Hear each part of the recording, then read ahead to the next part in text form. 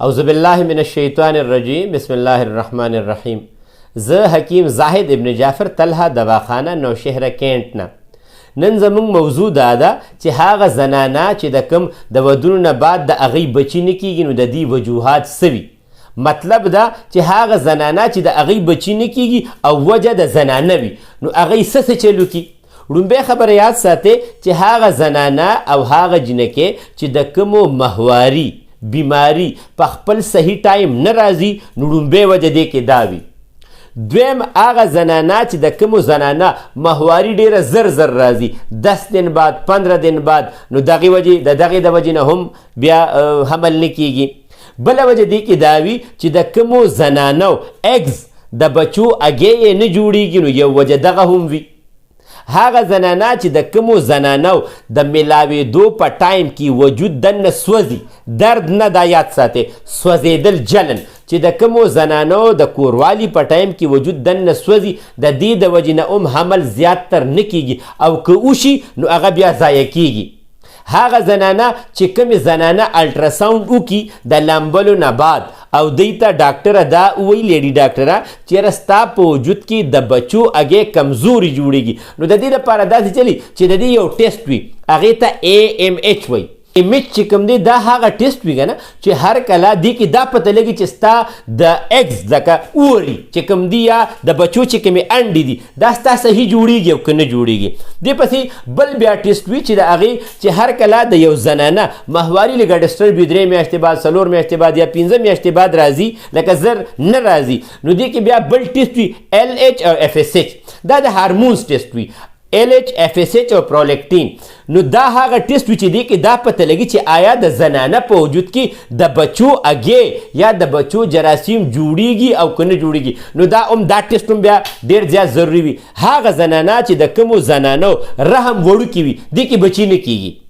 هغه زنانه چې د کومو زنانو کوروالي ته صحیح زړه نه کیږي نو د دې هم د بچو چانسز کم په دې وجه باندې وي چې په زنانه کې وي 50,000 پروجسټون په دې کې 500 پروجسټون لاندې سپغوس ته راتلل پکاري نو دا هم په هغې کې یوه وجه وي که چېرې دغه مسلې وي نو د دې د وجې هم حمل نه کیږي. ځینې زنانه موږ داسې هم ولیدې چې د هغوی په وجود کې بواسیري ماده زیاتی لکه د هغوی په ډکو متیادو کې وینه ډېره زیاته ځي وجود یې اوورهیټ شوي وي ډېر زیات ګرم شوي وي د هغې د وجې د هغوی د خپو تلي هم سوځي ماهوارۍ کې هم فرق وي نو د دغې د وجې نه هم کله کله دا ضروري دا نه ده ګورې خو دې کې کله کله د دغې وجې نه هم بیا بچي چې کوم دي نو هغه زیات تر نه کیږي. نو دا تاسو ته ما دې کې زیات تر څیزونه داسې یاد کړه که چېرې تاسو د دې څیزونو احتیاط وکړئ ښه دا کیږي څه سره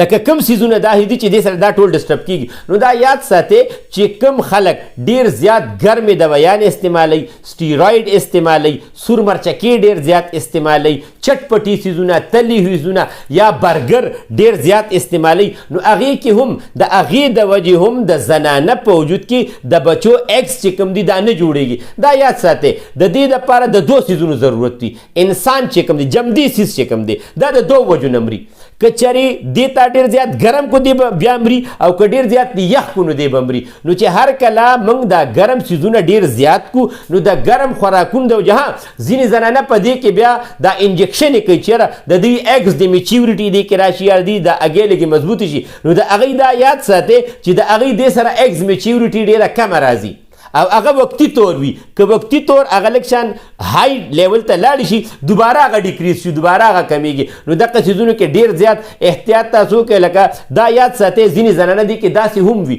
چې د هغوی د ډېر ټایم نه تشي میتیازې سوځي نو د هغوی په رحم کې انفیکشن ډېر زیات وي نو د هغه زخم د وجې هم بچي نه کیږي. که چېرې د یو زنانه په وجود کې سیسټ وي د اوبو رسولی وي د غوښې رسولی وي د هغې د وجې هم بیا حمل چې کوم دی هغه نه کیږي. نو دا ځینې څیزونه داسې وي چې دا نن سبا ډېر زیات شوي لکه د اوبو تیلی ورته وي یاره ستا په وجود کې یا نرۍ دانې دې په سپغوس کې راغتلي بچهداني چې کوم ده نو هغې غونډه ګیره کړې ده نو دا ټولو څیزونو علاج مکمل شته بغیر اپریشن نه به الله تعالی چې چاته دغه تکلیفونه وي هغوی د LH FSH پرولیکټین او دغه ټیسټونه د AMH دا دې ما ته راولېږي زه به هغوی ته هغه سات د الله تعالی په فضل چې الله تعالی به مو څومره سات کې ښه کوي او یا نه ښه کېږي زه به ورته مکمل خبره کوم. د هغې دپاره زموږ د وټسپ نمبر چې کوم دی